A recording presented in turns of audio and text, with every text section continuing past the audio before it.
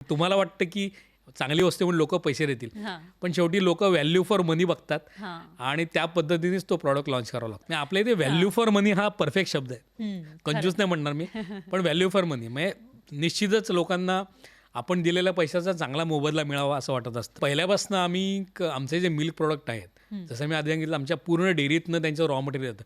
त्यामुळे पूर्णपणे चेनमध्ये आमचं कंट्रोल असतं की खवापासून फिनिश प्रॉडक्टपर्यंत, दुधापासून फिनिश प्रॉडक्टपर्यंत.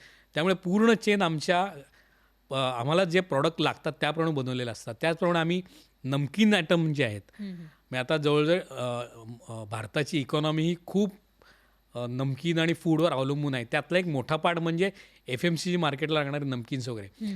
तर मोस्ट ऑफ द कंपन्या हा पाम ऑइलमध्ये करतात, विच इज ते टिकायला थोडे जास्त असतात, पण त्या पद्धतीने हेल्दी नाही आहेत असं म्हणतात लोक. तेल हेल्दी तेल थोडंसं हेल्दी नाही. पण आम्ही पहिल्यापासून स्टार्टिंगपासून पाम ऑइल वापरायचं नाही असं ठरवलं आणि जे रिफाईंड ग्राउंडनट आहे त्याच्यातच बनवतो. त्यामुळे कॉस्ट थोडी जास्त लागते.